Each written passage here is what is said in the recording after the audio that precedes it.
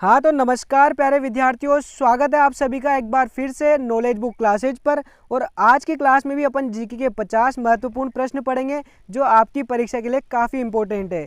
तो तैयार हो जाइए और देखिए आज की क्लास का जो पहला प्रश्न है ना, वो आपसे पूछ रहा है कि बादशाह का मेला भरता है, यानी कि जो बादशाह का मेला है ये कहाँ भरता है बताइए। ब्यावर में, कोटा में, सवाई माधोपुर में या फिर दौसा में। तो देखिए जो बादशाह का मेला है ना, ये आपके बढ़ता है ब्यावर में। कहाँ पर?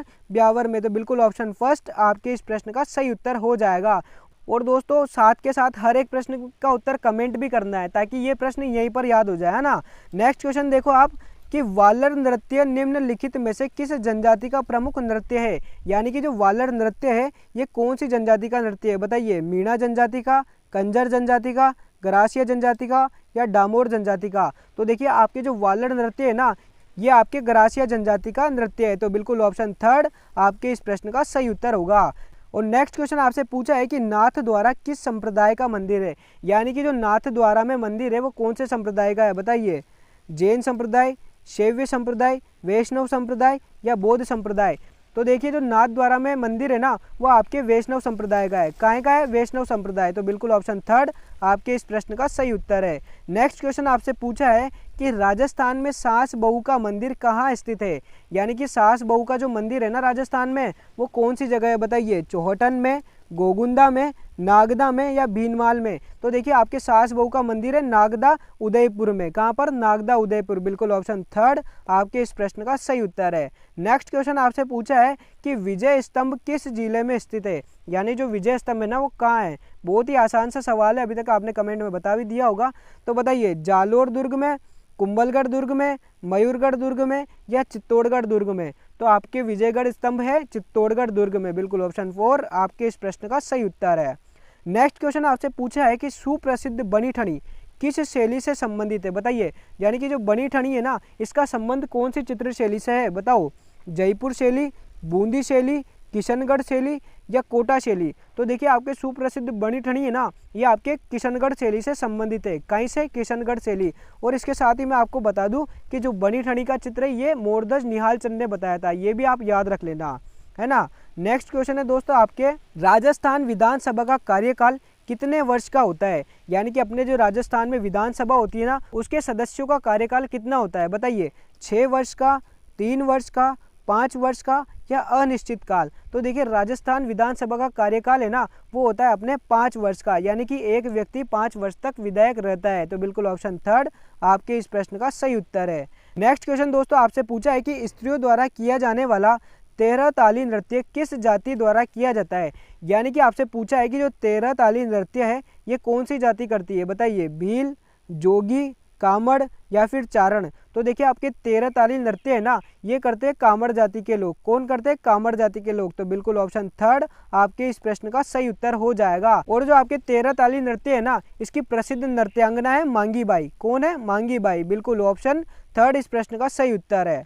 नेक्स्ट क्वेश्चन है दोस्तों आपके पृथ्वीराज रासो का रचयिता कौन है। इंपॉर्टेंट क्वेश्चन है दोस्तों ये।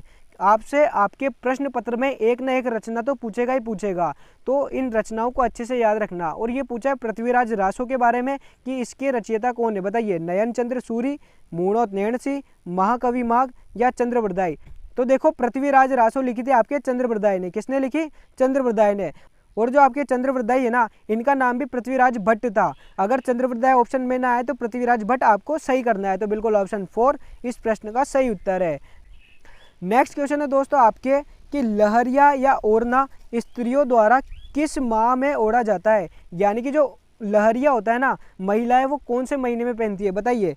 माघ में, फाल्गुन में, श्रावण में या कार्तिक में। तो देखो जो लहरिया पहनती है ना महिलाएं, वो श्रावण में पहनती है। किस में? श्रावण में। बिल्कुल ऑप्शन थर्ड आपके इस प्रश्न का सही उत्तर है।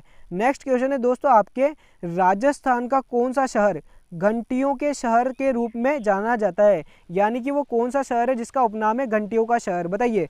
झालरापाटन, मंडोर, केशोरायपाटन या फिर डीग। तो देखिए घंटियों के शहर के रूप में जाना जाता है आपके झालरापाटन। कौन? झालरापाटन। यहाँ पर सर्वाधिक मंदिर होने के कारण इसे घंटियों का शहर कहते हैं। तो बिल्कुल ऑप्शन फर्स्ट आपके इस प्रश्न का सही उत्तर है।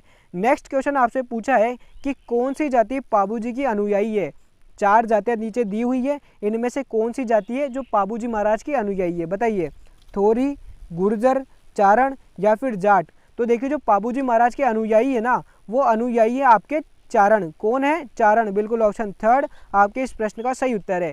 ऐसा बताया जाता है कि पाबूजी सर्वप्रथम राजस्थान में ऊँट लाए थे और ऊँट लाकर उन्होंने सर्वप्रथम चारण जाति को दिया था।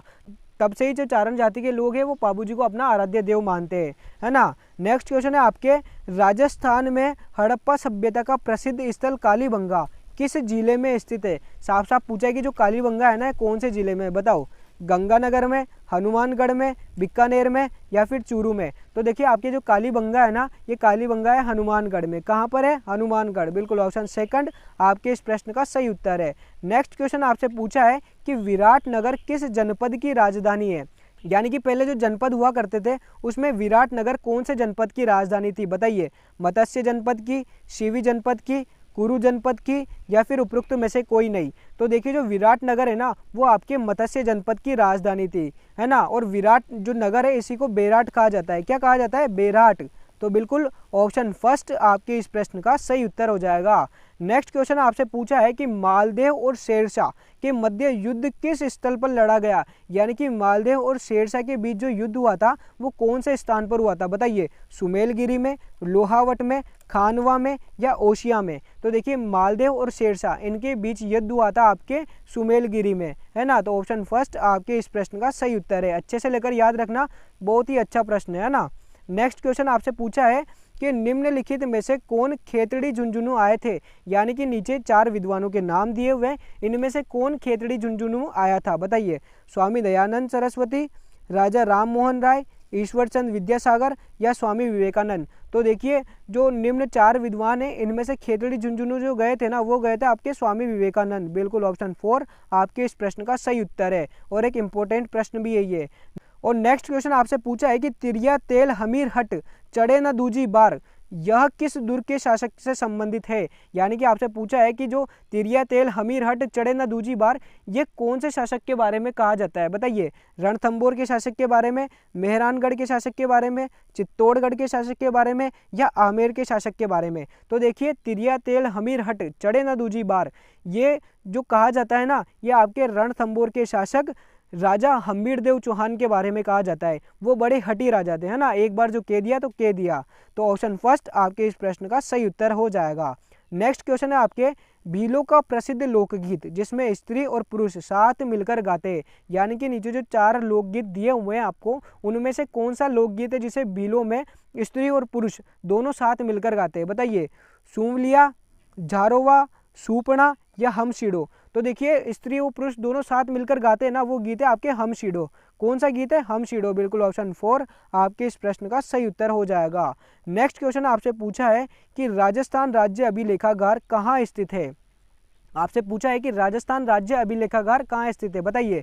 बीकानेर, जयपुर, जोधपुर या उदयपुर? तो देखिए आपका जो अभिलेखागार है ना, वो स्थित है आपके बीकानेर में। कहाँ पर? बीकानेर में। बिल्कुल ऑप्शन फर्स्ट आपके इस प्रश्न का सही उत्तर है कि राजस्थान राज्य अभिलेखागार बीकानेर में स्थित है।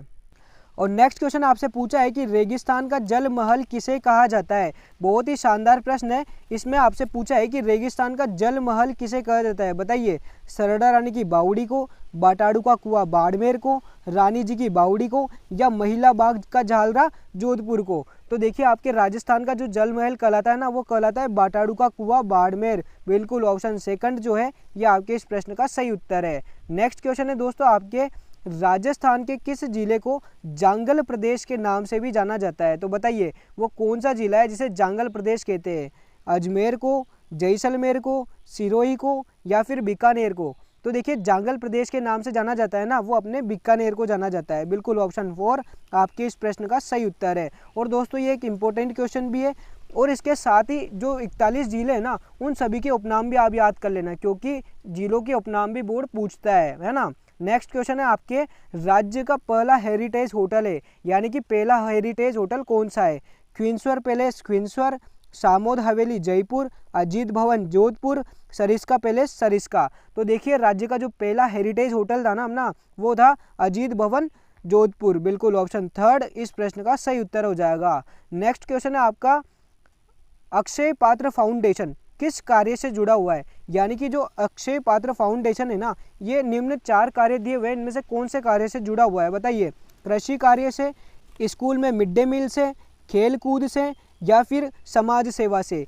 तो देखिए जो आपका अक्षय पात्र फाउंडेशन है ना, ये जुड़ा हुआ है स्कूल में मिड डे मील कार्यक्रम से। बिल्कुल ऑप्शन सेकंड आपके इस प्रश्न का सही उत्तर है।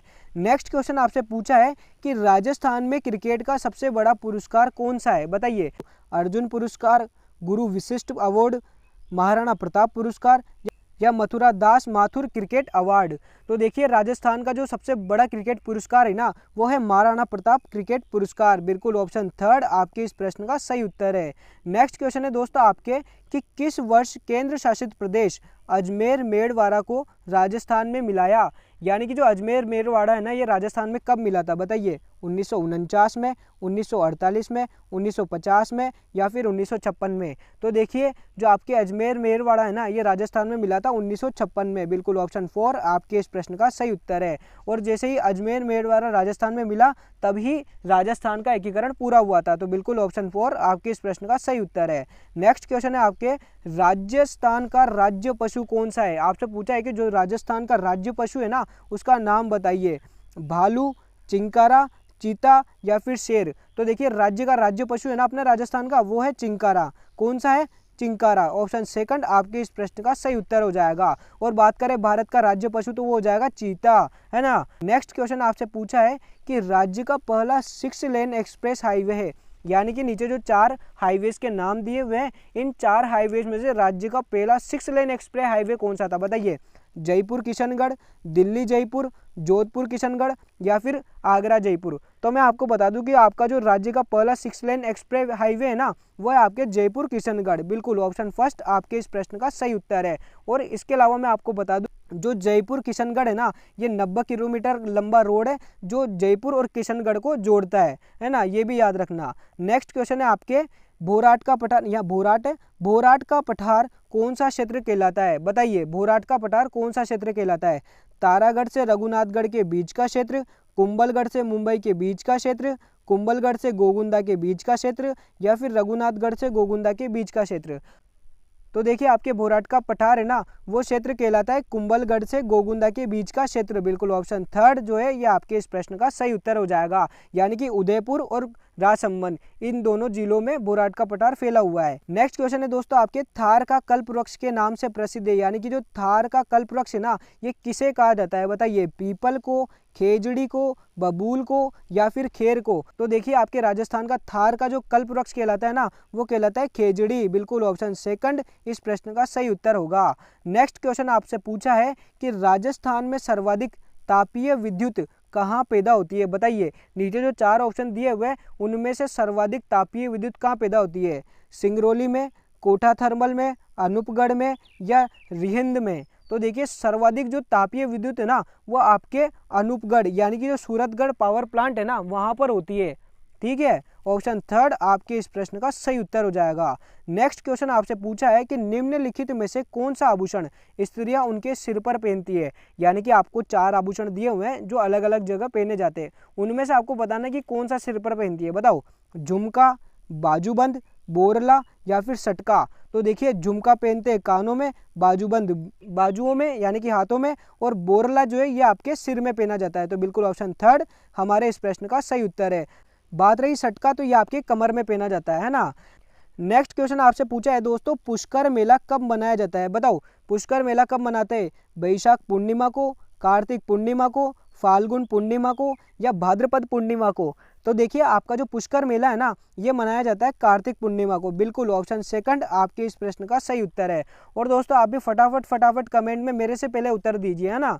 राजस्थान के किस मेले को लक्खी मेले के रूप में जाना जाता है? बताइए, वो कौन सा मेला है जिसे लक्खी मेले के रूप में जाना जाता है? गोगा मेड़ी मेला, केला देवी मेला, पुष्कर मेला, या रामदेवरा मेला? तो देखो राजस्थान में लक्खी मेला है ना, वो कहते हैं अपन केला देवी के मेले को। किसको? केला देवी के मेले को। और इसके साथ ही एक और बात याद रखना, जो बाबा खाटू श्याम जी का मेला होता है, बाबा खाटू श्याम जी का मेला, उस मेले को भी आप लक्खी मेले के नाम से ही जानते हो, है ना।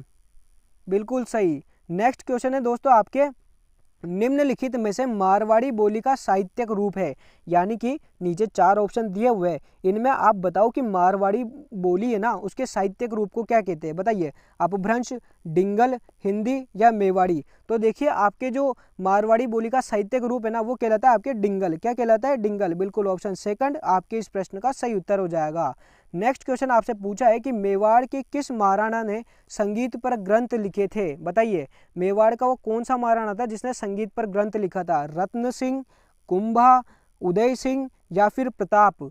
तो देखिए जो मेवाड़ के महाराणा थे जिन्होंने संगीत पर ग्रंथ लिखे थे वो थे आपके महाराणा कुंभा।